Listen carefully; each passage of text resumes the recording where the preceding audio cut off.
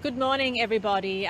We had more than 55,000 people come forward for testing in the last 24 hours, and I want to thank everybody for those high rates of testing, but unfortunately that's where the good news ends. Till 8 p.m. last night we had 29 cases. 17 of those we had already spoken about during the course of the day, but those additional cases unfortunately have been in exposure sites outside of those local government areas that we'd previously determined were our most concern.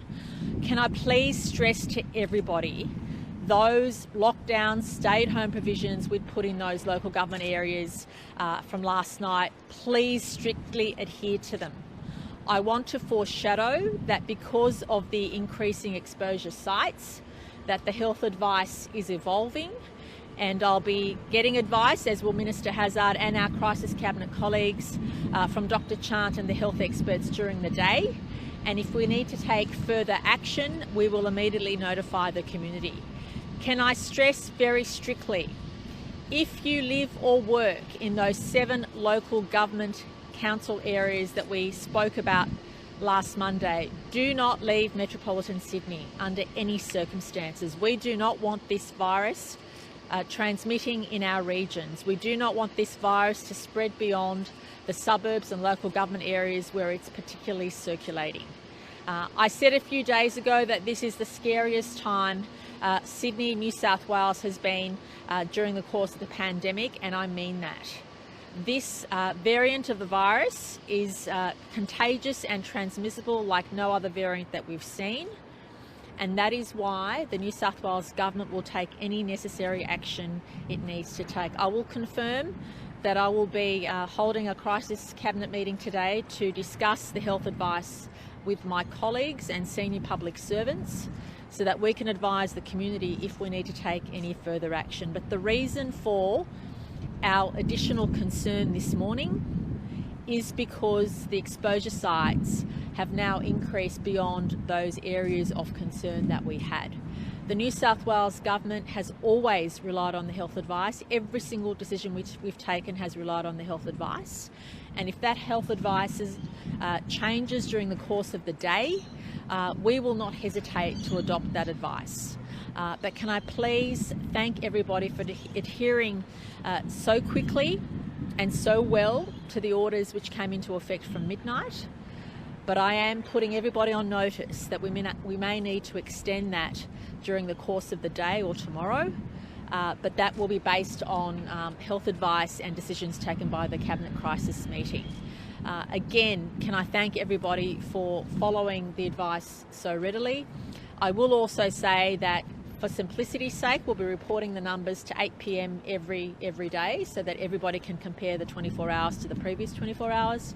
But overnight and this morning, the case numbers have been consistent with what we experienced yesterday.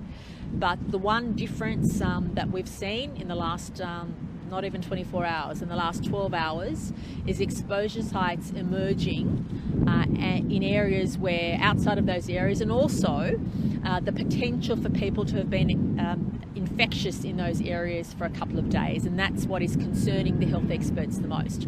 I'll ask Dr. Chant now to elaborate on my comments. Minister Hazzard will make some brief comments. We'll take some questions, and as you appreciate, we have work to do today in relation to evaluating the evolving situation. Thank you, Premier. So New South Wales recorded 29 locally acquired cases. We'd announced 17 of those yesterday. 28 of those cases are linked and 1 remains under investigation. So whilst we are linking the cases very quickly and establishing those lines of transmission, what we're finding is by the time we've got to some of those cases, they've already on-transmitted. And so that is the rationale for why our concern level has been increasing. So as an example, only 12 of the 29 cases were in isolation through their infectious period. So that means that each of those cases not in isolation will generate exposure venues. We then turn our mind to where those exposure venues have occurred, and overnight there have been a couple of venues that we're particularly concerned about. So in terms of the there has been a workplace outbreak associated with the Great Ocean Foods. at the 511 Cadogan Street on Monday the 25th. So what we're saying is that there's been a number of staff that have been, infections been introduced into the workplace at the Great Ocean Foods at 511 Cadogan Street. And so from Monday the 21st to Friday the 25th, we're asking all staff and anyone who attended that premise. It is largely a retail wholesaler, but every day we understand that about 5 or so people do go directly and purchase food from the Great Ocean Foods. Our concern is that for those individuals, we have QR coded a small number of people, but we believe that there are probably people who did not check in using the QR code that was available at that premise.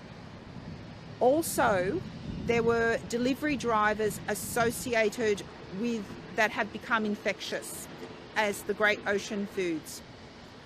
So what we want people to do is anyone who received a delivery from Great Ocean Foods from Monday the 21st to Friday the 25th of June,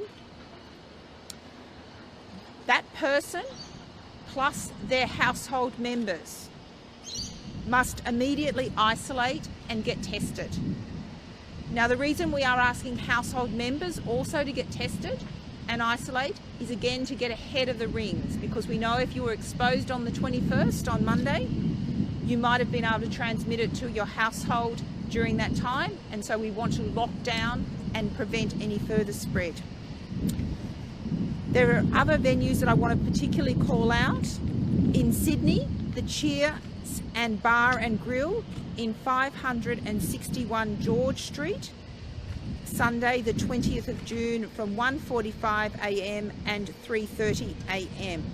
Anyone who has been at that venue must immediately get tested and isolate, and we're also asking your household members to again get tested and isolate. Until you have got a negative test result, you will be a close contact, and therefore you will be required to isolate for 14 days. Similarly, in Bankstown, anyone who was in the Rebel Bankstown Shopping Centre at North Terrace from Thursday the 24th of June between 3:45 p.m. and 4:30 p.m, you are a close contact and need to isolate and get tested, and we're asking your household to do the same. Anyone who attended the following venues is listed as a casual contact: the Sydney Palamo Express Cafe in the ground floor 10 Shelley Street on Monday the 21st of June from 1:50 to 2:10, the Casula Oporto on the Casula Central Shopping Complex from Tuesday the 22nd of June to 12:50 to 12:55, and Casula Pasta Italiana Cucina on Tuesday the 22nd from 1 to 1:10. Anyone at those venues should immediately isolate and get a test and remain in isolation until that negative test is received. So in terms of the overall picture, what we're seeing is that we are mopping up a train of transmission that was not previously unrecognised, and that means that there have been a number of people that have been infectious in the community unknowingly for a period of time, and those individuals could have then already infected their families. That is the reason for the escalation in concern.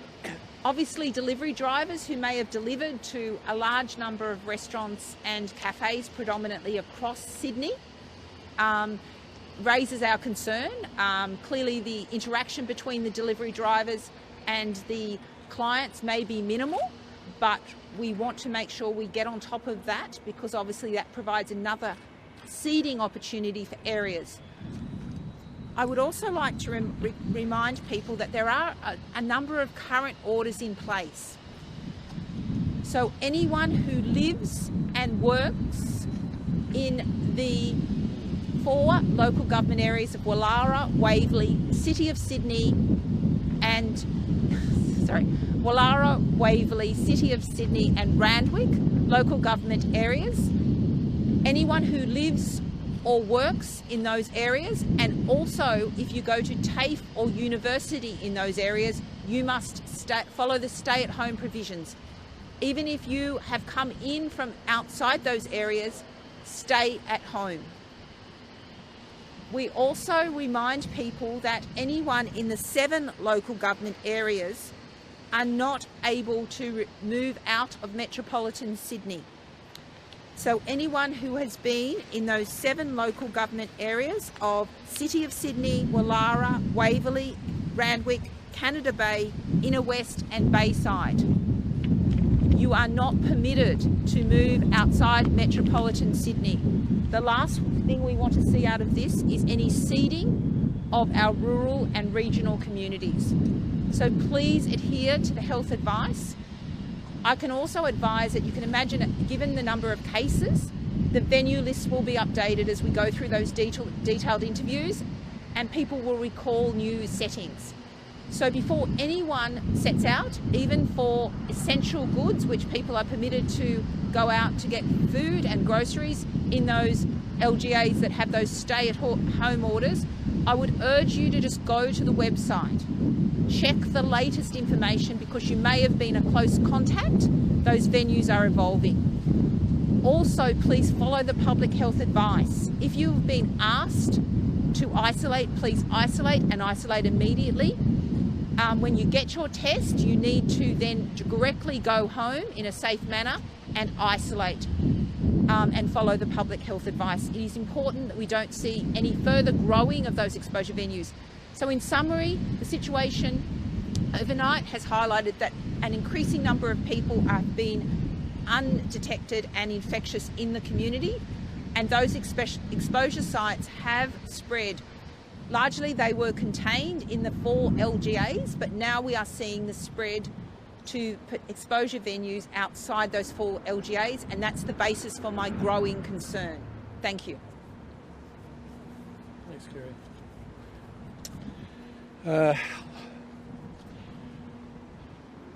think it's fair to say that there's a growing and more intense concern by the health authorities here in New South Wales, and therefore the government in New South Wales, at the actions of this Delta variant of the COVID virus. The Delta variant is proving to be a very formidable foe. No matter what defensive steps we're taking at the moment, the virus seems to understand how to counterattack in different locations. That's causing us a high level of concern. My message to the community is, you will understand the basic rules. Stay home if you're sick, get tested and go home. Wait for your results and follow health instructions. If you're out and about, use the QR codes, do what you need to do. But I'd also say to the broader Sydney-siders at the moment that if you don't need to be out, this virus is certainly lurking in places we hadn't expected, and it's waiting. It's waiting to actually be able to extend it across Sydney. So my strong advice to the community is, if you don't need to be out, don't. It's a formidable foe, and we're only going to beat it if we're all in this together and making sure that we just stop its spread. We know it can only spread if we're near other people. If we stay away from other people, then that's a major defensive step that hopefully it can't counterattack against.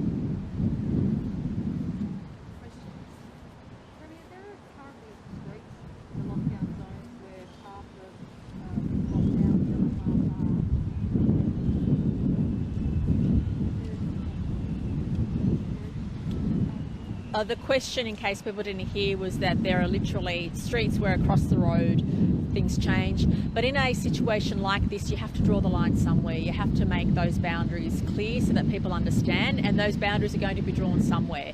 So we just asked everybody to please respect the advice and to exercise common sense. As we've always said throughout the pandemic, no matter what rules we put in place, we also need people to exercise their common sense and act in a way in which is going to protect them and their loved ones. And as we've seen overnight, the situation can change quite rapidly and quite concerningly. We have never ever hesitated to take the health advice and to make sure we do the right thing by the community, but that's why we just need everybody to make sure they stick to the rules we've put in place since midnight yesterday. We'll be evaluating the health advice we received shortly, including with members of the Crisis Cabinet Committee, and then determining whether we need to go further at this stage. I do want to foreshadow that that could well be the case. But that will be dependent upon the health advice provided by Dr. Chant and the experts in the next little while. Surely now it's inevitable that this lockdown has to go greater than these local government areas have already seen. Is it safe to say that people listening right now and listening to the news tonight should just start preparing for that? Well, I think people should prepare for the news that we've given them to date, which is the situation is worsening beyond what we would have liked to have seen this morning. And the reason for that is that the new exposure sites are outside of those areas of concern we'd highlighted. And whilst it's early, like literally some of the cases are a couple of hours old, there is concern that some of those cases may have been exposed for a number of days without the person knowing they had the virus. And that's where our concern is. And that's what we'll be looking at in the next few hours. That's what the health advice will be provided to myself and my colleagues, and we'll rely on that advice if we need to update the orders or if we need to update the extent to which people have to stay at home. Premier, does the current lockdown extend to people who visited those 4 LGAs, for instance, to shop or to eat at a cafe, and if not, line up? Yeah, at this stage, the health advice was if you usually work or live in those areas in the last 14 days. So that is the health advice. If we need to update that, we will. But it's if you usually work or live in those areas, you have to stay at home. And if you usually work or live or get educated, go to TAFE or uni in those 7 LGAs, please do not set a foot outside metropolitan Sydney. But wouldn't it be more prudent to extend it to people who were perhaps regular shoppers in the CBD, for instance, that may not work in that area? Well, look, we rely on the health advice to give that information out to the community, and people can also self-assess in addition to the advice we give them. Everybody has to be extra cautious. Everybody has to consider what this means for them and their loved ones. For example, I've certainly made the decision not to go anywhere near my parents, and I'm sure many others will be making those personal decisions as well. Even though under care and compassion, those provisions are allowed under certain circumstances, I'm just asking everybody to assess their own risk, to assess how their loved ones are impacted, how the community is impacted. And I know for a fact that many people, only because of my proximity to the health advice, that many people who have the virus and unintentionally pass it on to others suffer, in many instances, unnecessarily guilt, because you could be in danger unknowingly, putting other people's lives in danger, especially those closest to you. As Dr. Chant and the health experts have said, unlike other variants, this variation of the virus means that you're more likely to pass it on to all of your household contacts. Previously, it was around 30% of household contacts. We're seeing in this example, families of 5 or 6, everybody getting it. So one person takes it home, and then previously 1 or 2 people in the household may have had it. Now we're seeing everybody get it. And so this is different to what we've seen before. And that's why the New South Wales government may need to act in a different way that we've acted before. We already have, based on that health advice. And I just want to make that very clear. When there's lives and people's health at risk, we will not hesitate to act very quickly on whatever health advice we receive. I want to make that very clear. I've said from the outset, I don't care what people think of me or the government. What I do care about is people's safety and making sure we get information to the public as soon as we need to. And that is the advice we will rely on. Our advice to date has been outstanding and we'll continue to rely on it moving forward. But I just ask everybody not only to follow the health orders and the health advice, but also to exercise extra caution, extra degree of concern for those people closest to you and also for the broader community. Final few questions, please. There was a large wedding down south. Not that I'm aware of. Dr. Chant, do you know anything about that? Sorry, not that I'm aware of in the briefing today. We've just had a hook up with all our relevant directors. We'll obviously update you as soon as possible if there's any venues or any impact. Can I just reiterate, we will have had accrued a number of venues of concern. It is really important. We will get to you as soon as we can with your QR codes, but this is a time, I'm actually really asking everyone in Sydney to just minimise your movements.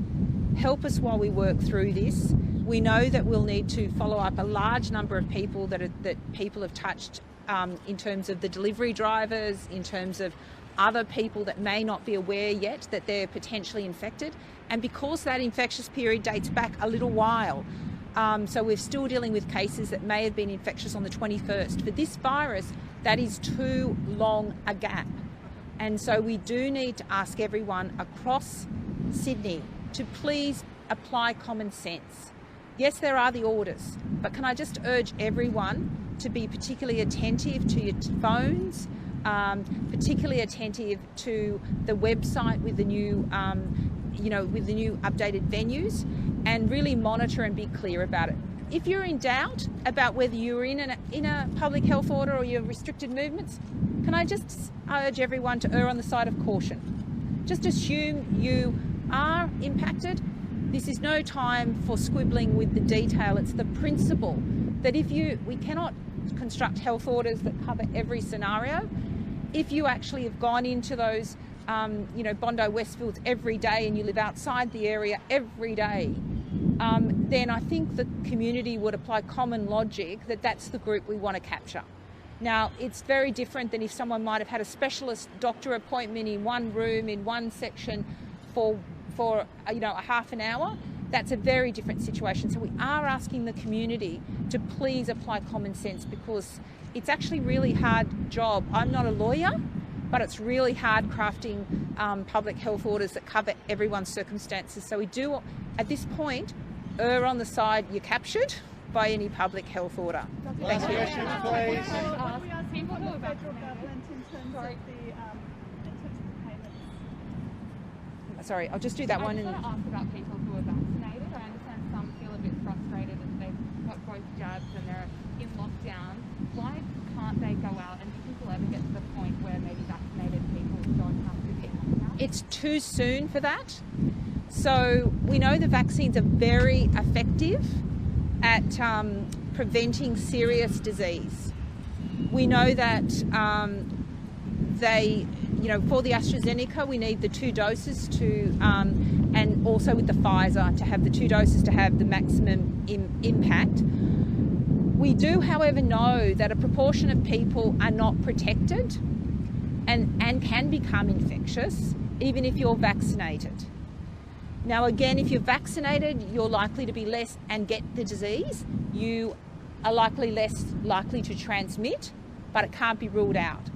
So at this point, where we are striving for no community transmission, we cannot have anyone, even though it's a reduced risk, being out in the community. Once we move and get the population vaccinated, and that's going to still be, unfortunately a while off, we will have to recalibrate our settings. And as we've always said, and I think I've said for many months, we will at some point have to accept that there will be some community transmission.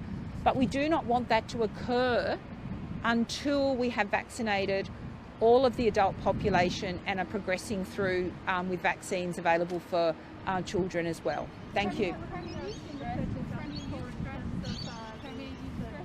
Sorry, I'll do the last 2 questions and then we've got to go. Sorry, yeah. Premier, you've reiterated that we do not want this virus spreading. And yet we've seen a number of your MPs go back to their regional elections and isolate there when they've been deemed to be at risk. Can I say that Health has been monitoring movements of people who have put in health requests to make those movements, and they've all been assessed by Health. So their decisions by Health. Nobody is allowed to move. If you're deemed to be a casual contact or a close contact, you must follow the health advice. And as far as I'm aware, everybody has followed that health advice. Dr. Chant, then why is there one standard for the population and another standard There's no double standard. People are able to go back and isolate in a facility, so that is most appropriate to them.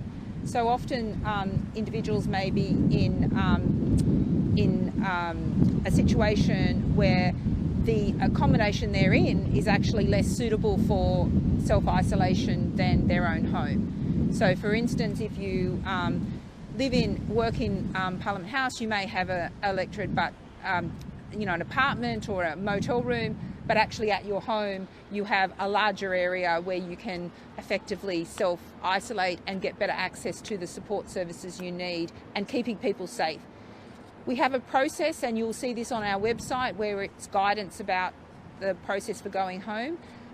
What we need is anyone who's a close contact, the public health unit has to approve a COVID safe plan. So that gets into details that you cannot go on public transport, you cannot fly if you're close contact. You can go in a car. We assess the distance and travel time to make sure that you've got a plan and contingency for how you get there. So we have worked through these with many people. As I said, it really is where the optimum place to self-isolate is for that 14 days and what is the safest, but we do consider all aspects about refueling, fatigue stops, how they do that, and some people will not be able to. So those are people that need to journey in ways that it is unsafe to do so. So that's not one standard for one and one standard for another. Yeah. Sorry, that was the last. Sorry, I had said no. I'm sorry. I had said that was the last question. We've got to go and do it. Okay, sorry, that was the last question.